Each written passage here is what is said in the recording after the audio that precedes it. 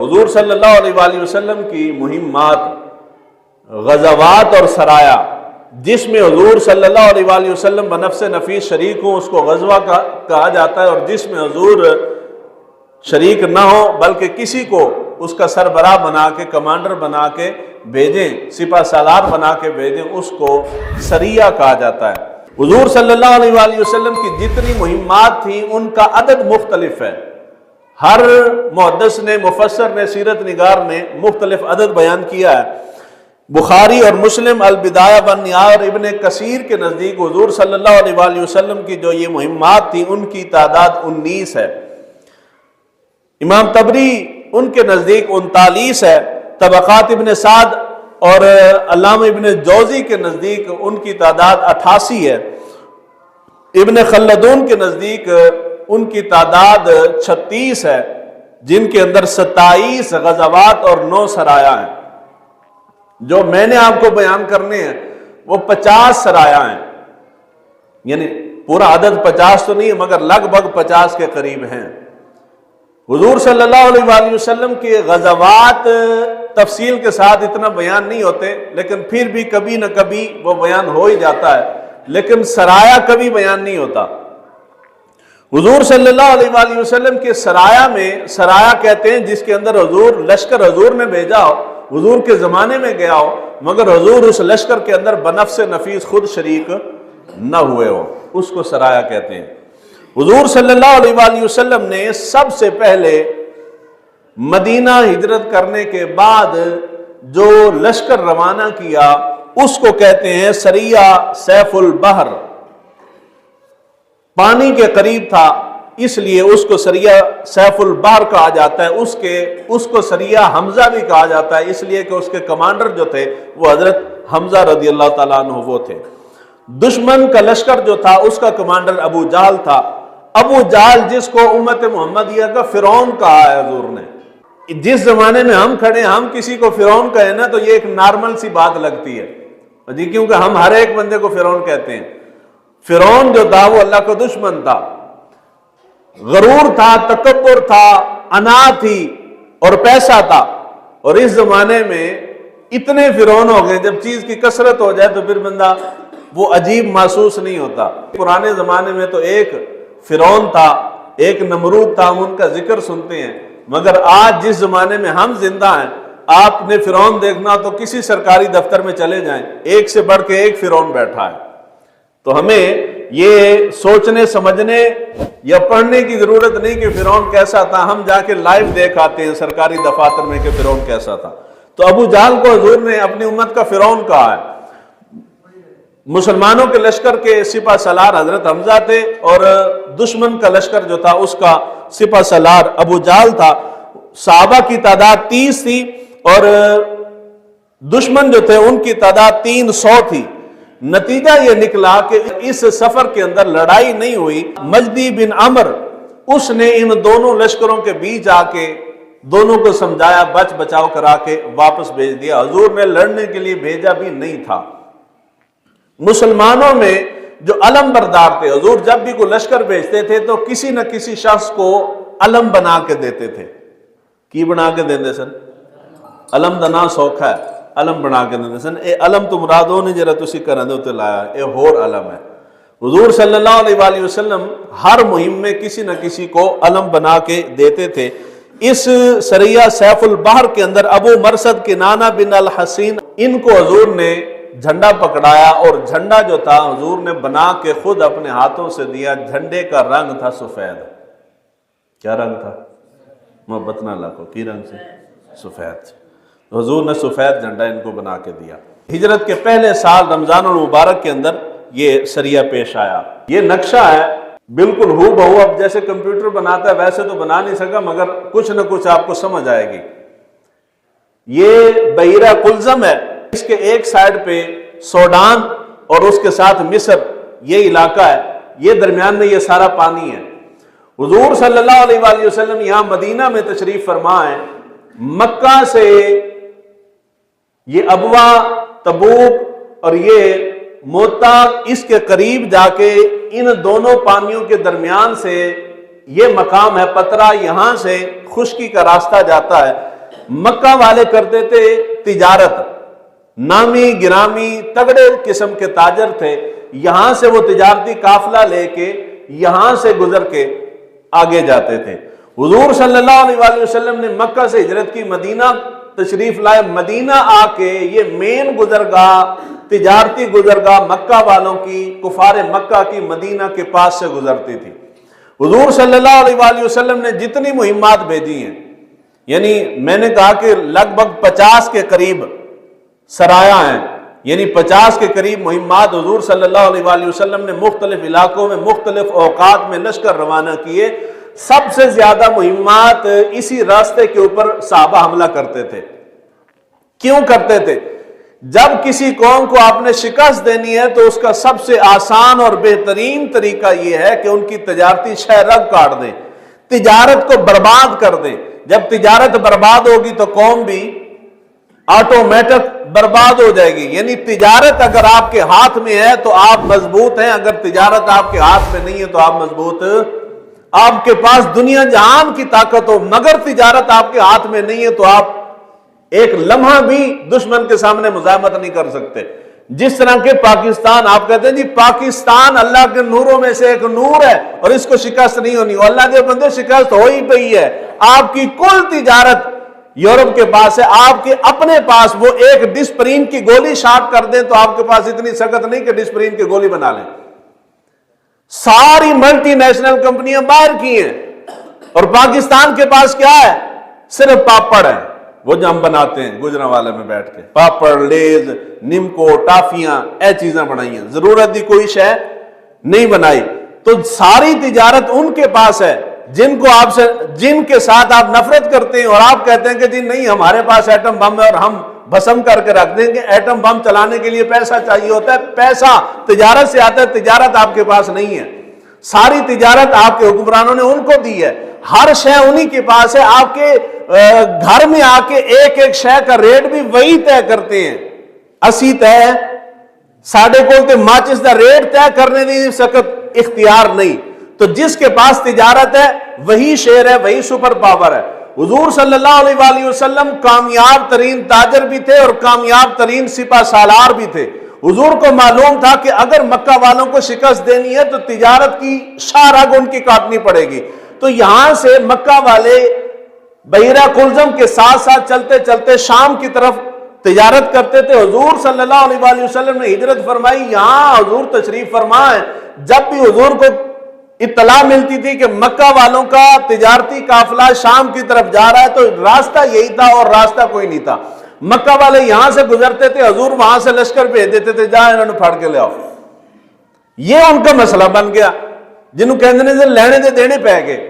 سب سے پہلا ہجرت کے بعد حضور صلی اللہ علیہ وآلہ وسلم مدینہ میں تشریف فرما تھے، اطلاع ملی کہ کفار مکہ کا بہت بڑا تجارتی قافلہ شام کی طرف جا رہا ہے۔ حضور صلی اللہ علیہ وآلہ وسلم نے یہاں سے لشکر بھیجا، حضرت امیر حمزہ ان کی سربراہی میں۔ یہ العیس مقام ہے، اس مقام کے اوپر آ کے سریہ سیف البحر ہوا ہے۔ یہاں پہ آ کے حضرت حمزہ رضی اللہ تعالیٰ عنہ انہوں نے آ کے لشکر کے سامنے ان کو روکا۔ مراد حضور کی یہ تھی، یہ نہیں تھا کہ جا کے ان کے ساتھ لڑنا یا قتل کر دینا، مراد یہ تھی کہ جا کے صرف دیکھو، جاسوسی کرو، جاسوسی کے نقطہ نظر سے حضور نے بھیجا، پہلا۔ دوسرا، شوال، پہلی ہجری کے اندر شوال کے مہینے میں، یہ رمضان کے مہینے میں ہوا اور اگلا سریہ جو ہے وہ شوال کے مہینے میں ہوا، اس کو کہتے ہیں سریہ رابغ، یہ سریہ عبیدہ بن حارث۔ حضور صلی اللہ علیہ وآلہ وسلم نے 80 صحابہ کو روانہ کیا، حضرت عبیدہ بن حارث ان کی سربراہی میں، اور دشمن کا کمانڈر جو تھا وہ اکرمہ یا ابو سفیان، ان دونوں میں سے کوئی تھا۔ صحابہ کی تعداد 80 تھی اور جو دشمن تھا وہ 200 کے قریب تھا۔ حضور صلی اللہ علیہ وآلہ وسلم نے حضرت عبیدہ بن حارث کو روانہ کیا سنیت المرہ، اس مقام پہ جا کے صحابہ نے مدینہ سے 50 میل کے فاصلے پہ صحابہ نے جا کے ان کو روکا، اور مسلمانوں کے جو علم بردار تھے حضرت مستطح بن اساسہ، حضور نے ان کو سفید پرچم بنا کے دیا۔ کیڑے رنگ دا؟ محبت نال میں جے آکھاں کالا تے پھر تسی بڑے جوش نال بولنا ہے کیڑے رنگ دا میں ان کاٹ کاٹ کے ایسے واسطے لے آئے کہ تاکہ جرا ڈبے چ بند ہو نا اور باہر نکلو اس ڈبے تو. حضور صلی اللہ علیہ وآلہ وسلم نے پہلے سریہ میں بھی سفید پرچم دیا بنا کے اور دوسرے میں بھی سفید دیا. تاریخ اسلام کا سب سے پہلا تیر جو اللہ کی راہ میں چلا ہے وہ اس سریہ عبیدہ بن حارث کے اندر چلا ہے. اللہ کی راہ میں چلانے والا سب سے پہلا تیر اسی سریہ اس سفر کے اندر چلا. چلانے والے حضرت سعد بن ابی وقاص رضی اللہ تعالیٰ عنہ تھے. وہی راستہ شام کا تجارتی راستہ. حضور صلی اللہ علیہ وآلہ وسلم نے مدینہ سے اطلاع ملی کہ کفار کا قافلہ جا رہا ہے. حضور صلی اللہ علیہ وآلہ وسلم نے حضرت عبیدہ بن حارث کی سربراہی میں لشکر 80 صحابہ کو بھیجا. انہوں نے آ کے یہاں پہ تھوڑی سی مڈبیر ہوئی اور یہاں پہ حضرت سعد بن ابی وقاص رضی اللہ تعالیٰ عنہ نے اللہ کی راہ میں سب سے پہلا تیر چلایا. تیسرا سریہ آتا ہے سریہ نخلہ یا سریہ عبداللہ بن جحش. 2 ہجری کے اندر رجب کے مہینے میں یہ پیش آیا. حضرت عبداللہ بن جحش اس کے کمانڈر تھے اور مجاہدین کی تعداد 12 تھی. حضور صلی اللہ علیہ وآلہ وسلم نے ان کو اسی راستے کے اوپر اٹیک کرنے کے لیے بھیجا. طریقہ حضور کا کتنا خوبصورت تھا. حضور صلی اللہ علیہ وآلہ وسلم نے جب ان کو بھیجا تو حضور نے ان کو دیا خط لفافے میں بند تھا. حضور نے فرمایا کہ کھولنا اس کو نہیں ہے. 2 دن تم لوگوں نے مسلسل سفر کرتے رہنا ہے. 2 دن سفر کرنے کے بعد اس خط کو کھولنا. اس خط کے اندر جو لکھا ہوا ہو اس کے مطابق عمل کرنا. اس کو کہتے ہیں انٹیلیجنس. حضور صلی اللہ علیہ وآلہ وسلم سے یہ صحابہ روانہ ہوئے اور 2 دن سفر کرنے کے بعد صحابی رسول نے حضرت عبداللہ نے اس خط کو کھولا تو خط کے اندر لکھا ہوا تھا. حضور نے لکھا کہ میرا خط پڑھ کر چلتے رہنا، رکنا نہیں ہے جب تک کہ مکہ اور طائف کے درمیان وادی نخلہ کے اندر نہ پہنچ جاؤ. وہاں جا کے ٹھہر جانا اور قریش کے قافلے کی خبر مجھے دینا. اے جڑا سریہ اے بڑا حساس تے بڑا عام سریہ ہے. حضور نے مدینہ سے قافلہ روانہ کیا. سریہ نخلہ طائف اور مکہ کے درمیان یہ جگہ تھی.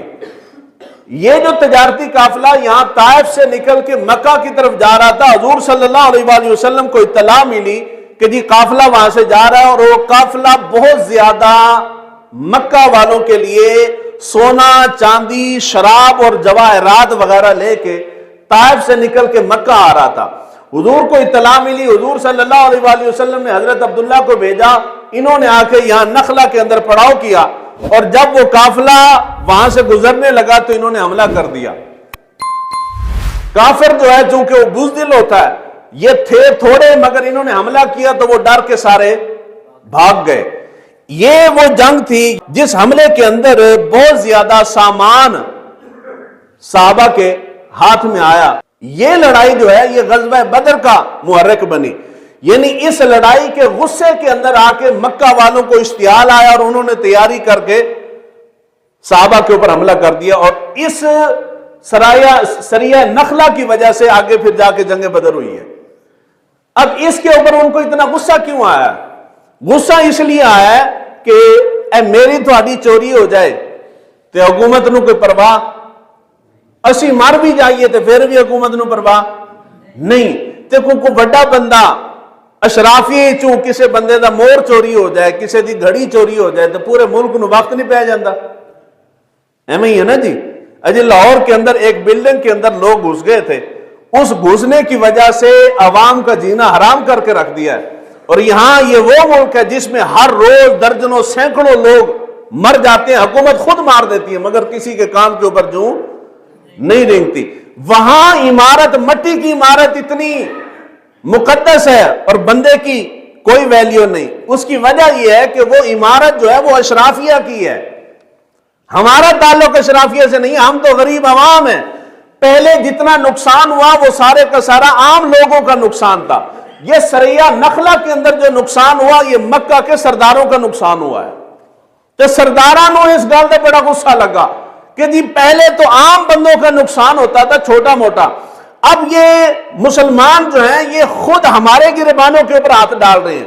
تو ان کے لیے جا رہی تھی اشرافیہ، مکہ کے اشرافیہ کے لیے شراب جا رہی تھی، شراب کے بغیر ان کا گزارا نہیں ہے، منقع جا رہا تھا، چمڑا جا رہا تھا، عیاشی کا سامان جا رہا تھا، اس کے اوپر صحابہ نے حملہ کیا، جو چیزیں ضائع کرنے والی تھی وہ ضائع کر دی، جو ساتھ لے کے جانے والی تھی صحابہ لے کے سارے مدینہ پہنچ گئے۔ اس کے اوپر ان کو غصہ آیا کہ جی عام عوام پہ ہاتھ ڈالو تو سانو پرواہ کوئی نہیں، اشرافیہ نو ہاتھ نہیں لانا، جس طرح کے پاکستان اچ مزاج ہے۔ تو اس سریہ نخلہ کی وجہ سے ان کو غصہ آیا اور انہوں نے غزوہ بدر اسی سریہ نخلہ کی وجہ سے انہوں نے برپا کیا۔ اس کے اندر 2 بندے صحابہ قیدی کر کے لے گئے تھے، ان 2 بندوں میں سے ایک کا نام عثمان تھا اور ایک کا نام کیسان تھا، حکم بن کیسان۔ عثمان کو بعد میں وہ فدیہ دے کے رہا کروا کے لے گئے۔ کسان جو تھے یہ مسلمانوں کا اچھا رویہ دیکھ کے بعد میں کلمہ پڑھ کے مسلمان ہو گئے تھے، یہ پھر مکہ گئے ہی نہیں ہیں واپس۔ چوتھے نمبر پہ آتا ہے سریہ زید بن حارث یا قردہ، 3 ہجری کے اندر جمادی الثانی کے اندر یہ پیش آیا۔ اسلامی تاریخ، یہ جو سریہ میں لفظ استعمال کرتا ہوں اس کو عام الفاظ میں اگر سمجھیں تو یہ سمجھ لیں کہ یہ گوریلا جنگ ہے۔ گوریلا جنگ کہتے ہیں کہ جی باقاعدہ جنگ نہیں ہوتی، جس طرح افغانستان کے اندر یہ دوسرے ممالک شام وغیرہ فلسطین کے اندر لوگ مسلمان لڑ رہے ہیں، اس کو گوریلا جنگ کہتے ہیں۔ حملہ کرو، حملہ کر کے بھاگ جاؤ، ان کے اوپر نفسیاتی دباؤ ڈالنے کا، دشمن کے اوپر نفسیاتی دباؤ ڈالنے کا یہ ایک حربہ ہوتا ہے۔ تو یہ سریہ جتنے بھی ہیں یہ گوریلا جنگ ہے۔ سریہ زید بن حارث چوتھے نمبر پہ، حضور صلی اللہ علیہ وآلہ وسلم نے حضرت زید بن حارثہ کو کمانڈر بنایا اور دشمن کا کمانڈر جو تھا وہ سفیان بن امیہ وہ تھا۔ مجاہدین کی تعداد 100 تھی۔ حضور صلی اللہ علیہ وآلہ وسلم کے حکم سے انہوں نے جا کے حملہ کیا۔ مسئلہ یہاں یہ بنا کہ حضور مکہ سے جو بھی شام کی تجارتی رستے سے قافلہ جاتا تھا حضور حملہ کروا دیتے تھے۔ کافر بیٹھ کے سارے مل کے سر جوڑ کے کہ جی اس کا حل کیا نکالیں؟ اب حل یہ نکالا انہوں نے کہ جی ہم راستہ تبدیل کرتے ہیں، کوئی کسی اور راستے سے جاتے ہیں، راستہ بے شک دور کا ہو، چکر ہمیں پڑ جائے مگر سامان محفوظ رہنا چاہیے۔ تو حضور صلی اللہ علیہ وسلم اس وقت نیا مسلمانوں کی ڈھاک بیٹھ گئی تھی کافروں کے اوپر۔ کیوں کہ غزوہ بدر ہو چکا تھا، 2 ہجری کے اندر غزوہ بدر ہوا ہے، اور یہ سریہ زید بن حارث جو ہے یہ 3 ہجری کا ہے، یعنی چند مہینے ہوئے تھے، چند مہینے بعد کی بات ہے۔ انہوں نے کہا کہ جی بندے تو مر گئے اور مسلمان بھی طاقتور ہوتے جا رہے ہیں، تو اب اپنی جان بچائیں، اس راستے کو چھوڑ کے کوئی اور راستہ اپناتے ہیں۔ رات کو بیٹھے آپس میں گفت و شنید ہوئی، معاملہ طے ہو گیا، ایک راستے کی سلیکشن انہوں نے کر لی کہ جی اس راستے سے نہیں جانا، ہم نے عراق کے راستے سے جانا ہے، گھوم کے جائیں گے، یہاں سے مسلمانوں سے ہمیں خطرہ ہے۔ 2 بندے تھے وہاں مدینے کے اندر، اس میٹنگ کے اندر ایک بندہ بیٹھا تھا نعیم بن مسعود، یہ بعد میں مسلمان ہوئے، اس وقت تک مسلمان نہیں ہوئے تھے۔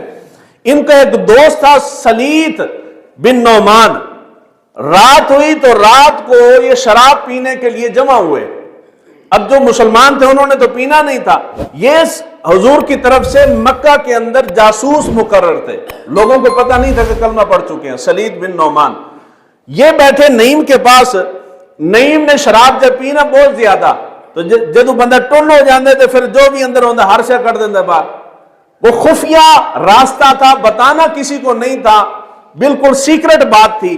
جب اس نے بہت زیادہ شراب پی تو سلید کو چونکہ حضور نے مقرر ہی اسی لیے کیا تھا کہ جاسوسی کر کر کے ہمیں خبر دینی ہے، اور نعیم نے بیٹھ کے شراب زیادہ پی تو اس نے سارا اگل دیا۔ اس نے کہا کہ میں تجھے ایک پتے کی بات بتاتا ہوں، کل رات ہماری یہ میٹنگ ہوئی ہے اور اس کے اندر فائنل یہ ہوا ہے کہ ہم نے شام والے پرانے تجارتی راستے سے نہیں جانا، ہم عراق کے راستے سے جائیں گے۔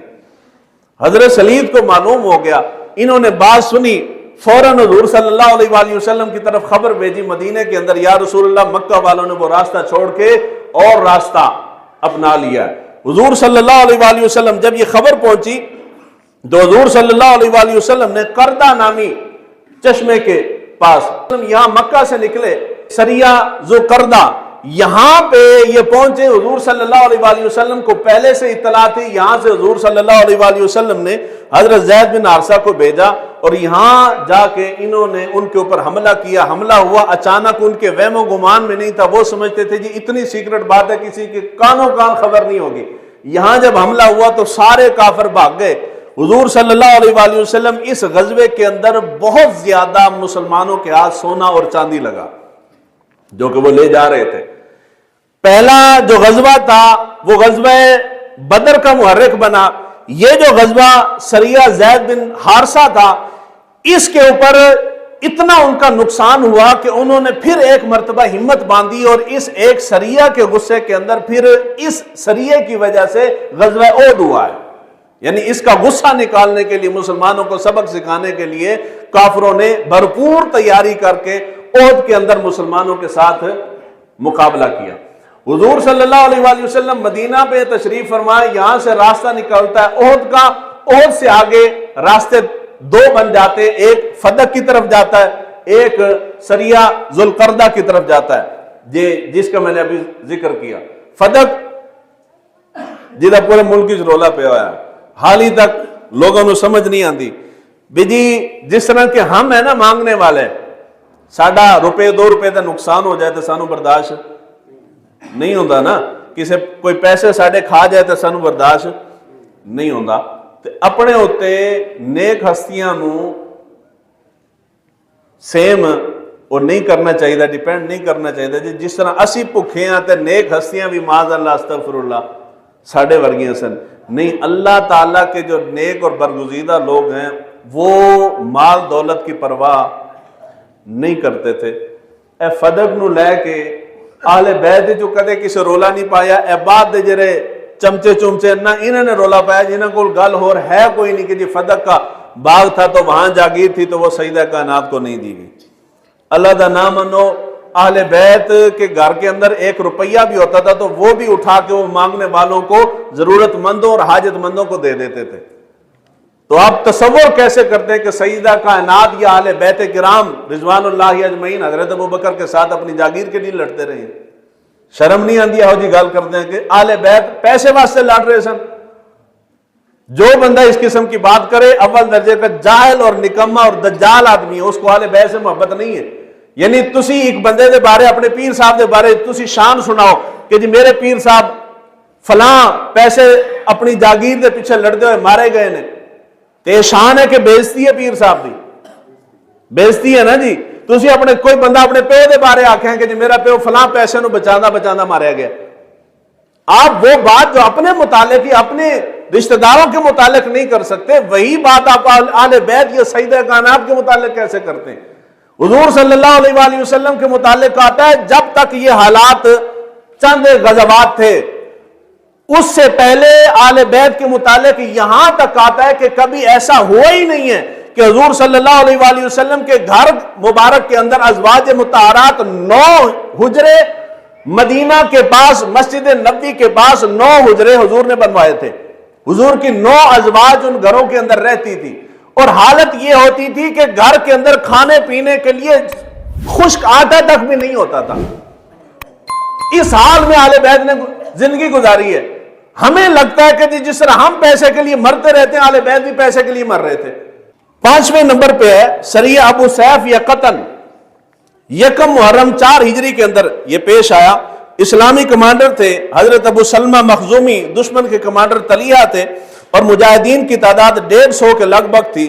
مکہ اور کوفہ کی شاہراہ کے درمیان یہ واقعہ پیش آیا. یہ جو قبیلہ تھا یہ ڈاکو مشہور تھا, ڈاکو تھے, لوٹ مار کرنے والے تھے. حضور صلی اللہ علیہ وآلہ وسلم کو مدینہ میں اطلاع ملی کہ یہ قبیلے والے, اس قبیلے کا جو سردار ہے اس کے 2 بیٹے ہیں, وہ 2 بیٹے لوگوں کو جمع کر کے اسلحہ وغیرہ جمع کر کے وہ مدینہ کے اوپر حملہ کرنا چاہتے ہیں. حضور صلی اللہ علیہ وآلہ وسلم نے حضرت ابو سلمہ مخزومی ان کو بھیجا اور فرمایا کہ جا کے ان کو سبق سکھا کے آؤ. یہ گئے, اچانک جا کے انہوں نے حملہ کیا. قبیلے والے چونکہ تیار نہیں تھے, انہوں نے دیکھا کہ مسلمان سر پہ پہنچ آئے تو وہ قبیلہ گھر بار چھوڑ کے وہاں سے بھاگ گئے. مسلمان پیچھے پیچھے اور یہ آگے آگے. تو جنگ نہیں ہوئی. نتیجے میں مسلمانوں نے بہت سارا مال حاصل کیا اور مال لے کے واپس حضور صلی اللہ علیہ وآلہ وسلم کی بارگاہ میں واپس آ گئے. یہ مدینہ اور یہ قطن ہے, یہاں سے حضور نے بھیجا, یہاں پہ قطن کے اندر وہ قبیلہ آباد تھا.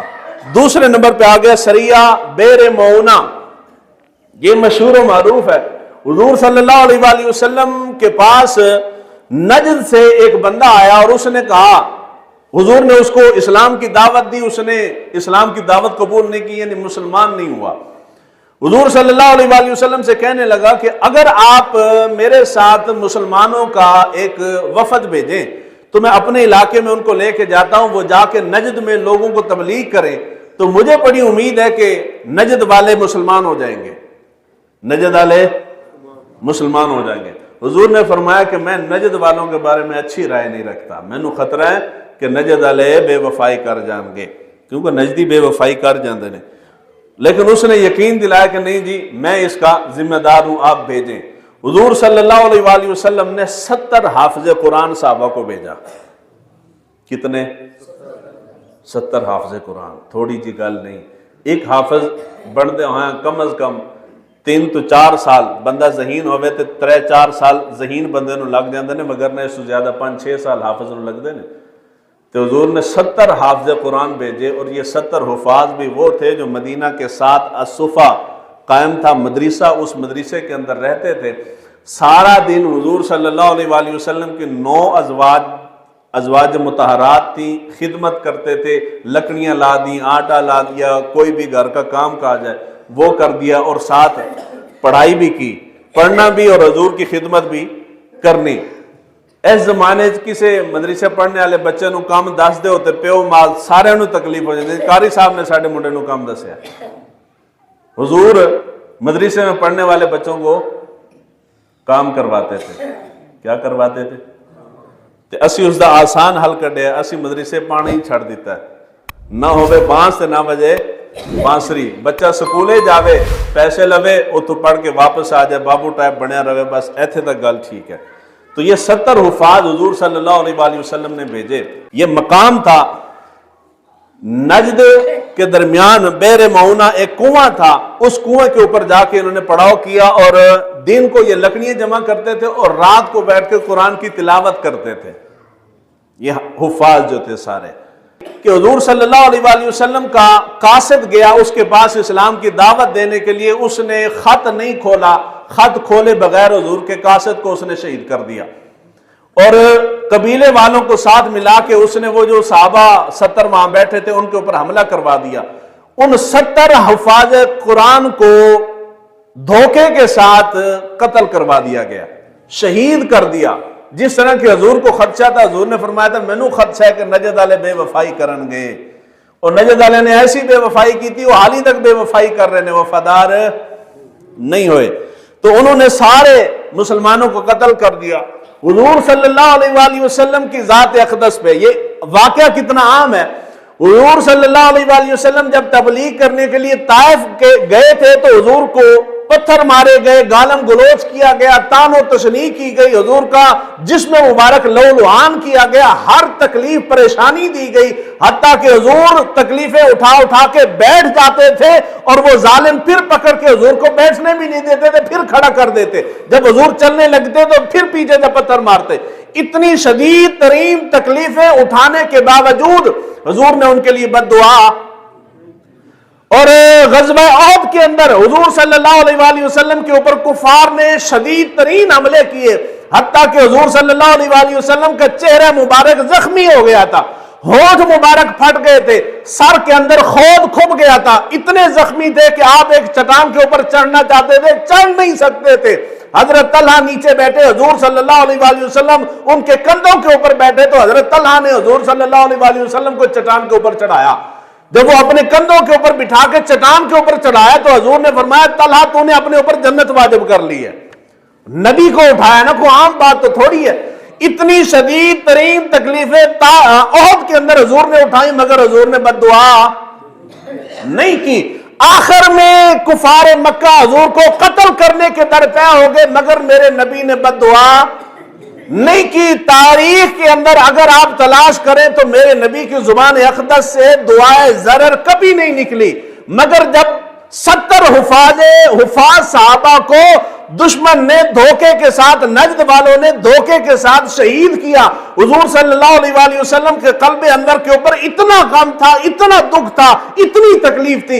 حضور صلی اللہ علیہ وآلہ وسلم وہ نبی جس نے زندگی میں کبھی کسی کو دعائے ضرر نہیں دی، اس کے اوپر حضور اتنے غم زدہ ہوئے کہ حضور پورے 30 دن تک حضور صبح کی نماز کے اندر حالت نماز میں حضور ان کے خلاف بد دعا فرمایا کرتے تھے۔